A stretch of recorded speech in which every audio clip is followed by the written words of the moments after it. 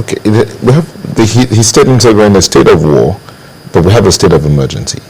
At this point in time that he has stepped forward to say this is the situation, do you think a full state of emergency should then be imposed on Borno State, just so that the military can go ahead and do the things they need to do? Also, taking into cognizance the statement by Dr. Dunyo Kupe that the military is hindered by civilian presence. Well, I mean, there are many things here. There's no full or partial or half state of emergency. State of emergency, state of emergency. It just says that, you know what, right now we're going to invoke certain powers to do certain things. Okay? Now, how do you apply those powers? Is the employment of those powers that's at issue. Now, you remember when the SOE was first declared in May, it was very effective because then BH was standing frontally to fight, and they were worsted. So they beat a retreat. And so they now went and regrouped and even faked the death of Shekau. You know, they now went back and regrouped and now said, okay, you know what we'll do, we'll change our tactics. So while we are, our emergency resources are concentrated on the highways because we are expecting them to come on the highways in those 47-car convoy, they are not doing that anymore. They come through the bush path. They use Hilux vehicles, they come through the bush path, attack one village. So, but the key thing here is that the death toll is mounting. I don't know. I mean, sorry to interrupt. No problem, train of thought. No problem, how did they get the vehicles? I mean, vehicles are not needles. Exactly. People can say 57 vehicles. I mean, Hilux vehicles, cars, and then motorbikes. Where did all that equipment come from? Exactly. That's a good one. That's good logistics. So it means also that they have, logistics planners in their group, which, I mean, of course, that has been proven over and over. Because every time they go, just look at the reports from even the government of attacks by BH, they will tell you that the kind of logistics they deploy, even now they are deploying technicals too. That is vehicle-mounted machine guns. Do they have a barracks of their own or what? I have no idea, Chamberlain. But the point is, thank you. Just to your question, obviously they have staging areas. They have a capability. They have resourcing. You know, and they are even able to resupply. That's why I mentioned a country like Cameroon that's not working well with Nigeria in this regard. Because if you stage in Cameroon, that whole area, Madagali local government, Goza, Cameroon, they are all contiguous. You just drive across and then you go and do havoc and then go right across the border. So you have a safe haven. So I think what we need to do here is probably rev up on the diplomatic front and say to Cameroon, look, if this thing continues, then we're going to have to, it's going to affect our diplomatic relations. Because Chad is working with Nigeria. Niger, even where they have many of their camps, and if you remember, Mohammed Yusuf used to have emirs even in Niger and Chad. But Niger is working with Nigeria too in trying to tackle BH. But Cameroon is intransigent in this. One of the things you mentioned is that they faked the death of Shekau. Have we confirmed that Shekau is not dead? Well, Shekau he just spoke. Well, I don't have him very confirmed, but he put out a video of himself, that is Shekau speaking, saying that the cleric who was shot February 1st, who was shot dead along with his wife and child, and February 1st in Kaduna, Sheikh Awal Albani, that was BH. So I mean, Shekau is speaking. Shekau issued some threats just within the last 24 hours too. I won't mention those. We threats. do know that after that released by the army, there were subsequent videos, and the army did say that the character of the person who's posing as Shekau doesn't seem to fit with the Shekau that they had previously known. I mean, while they clarify on that, but just also quickly, do you think that we are underestimating the reach and network of Boko Haram? Exactly. We are dealing with an international crisis. We are dealing with an international. And as a matter of fact, I mean, one even wonders because time and again we get to see people talk about. What do you call it? Trying to get my train of thought back now. So let's say people talk about intelligence, yes, and security and all of this matter.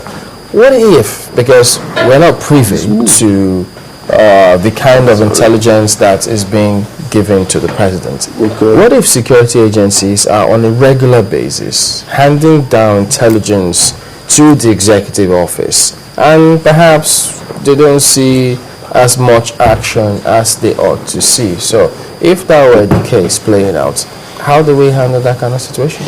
Well, I think development of intelligence and capitalization on that intelligence, that is decision making on intelligence, are two different things. Now, the collection, coding, transmission, all the things that is done in the intelligence community, those are just the production effort. But then those intelligence, they have to go to the military leadership, and then ultimately to the political leadership, where decisions are made whether to capitalize on them or not. So these are matters of political choice, which is at the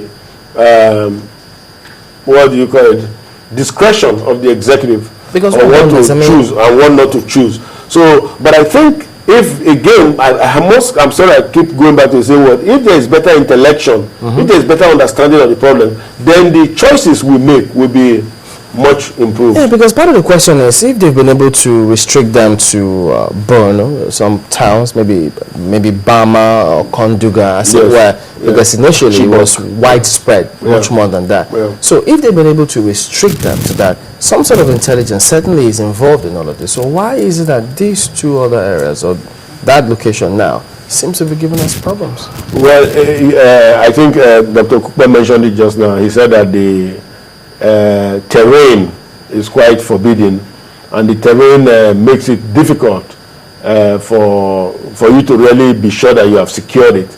And again, like I said, they have a safe haven.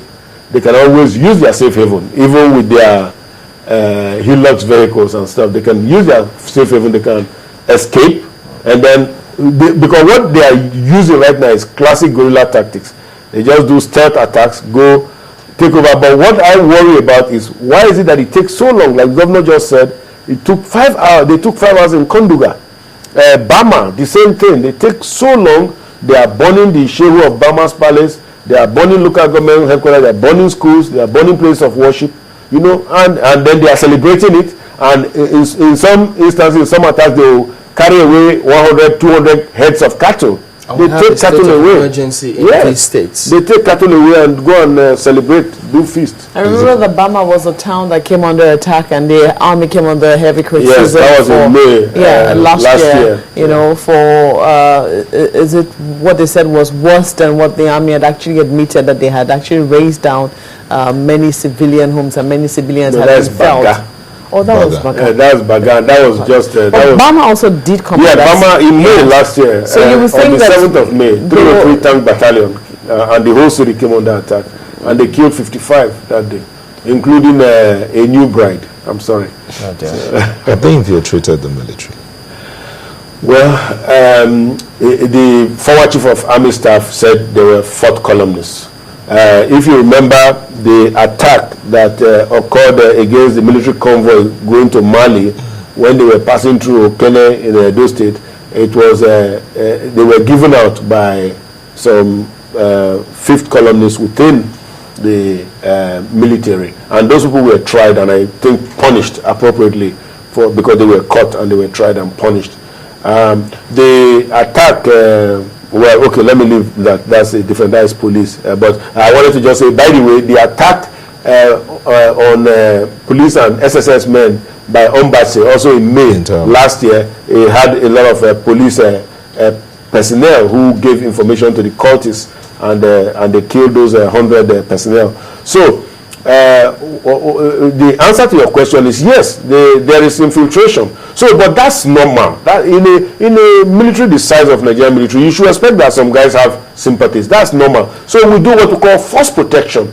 There is a way of policing the military within the military, and they do it. They catch bad guys within the military. They may not announce all of it, but they do catch bad guys within the military, because that's why they have military intelligence people. They have military police. They have military provost personnel. So they do internal soul searching. They do internal scanning for bad apples, and when they find them, they get rid of the bad apples. You know, just before we go, I know we're about to be round off now. Perhaps we should congratulate you on the ordeal that you escaped through. You definitely came out with. I don't want to say Scars of war. This is something to remember, but is it something you want to share?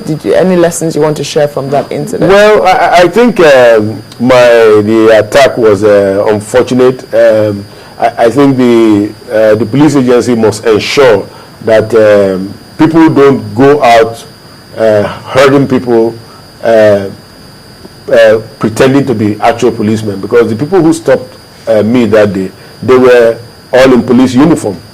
And so I believe they were policemen. I submitted myself to search and everything, but they turned out to be kidnappers. So I think the police agency has to also kind of look inwards, and then we need to improve policing really, generally, particularly in Edo State, where we know now is a hotbed of this kind of criminal attacks.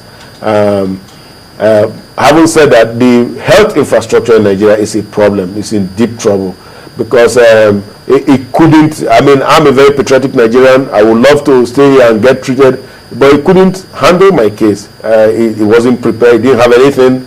You know, it was a shame. Even when I came to Lagos, yeah, they had cleaner hospitals here in Lagos, but it was fairly much the same thing. No equipment, so I had to jump on a big bird and fly to the United States, you know, to get treated. So I think we need to do something about our health infrastructure in this country, because it's not serving us well, and people will die. In fact, if I had done my surgery here, the final one, the flap, I would have probably died, because there were so many, about 7 infections in the hand, which were not accounted for. But when I got to the United States, they were able to culture the wound and found that I had all kinds of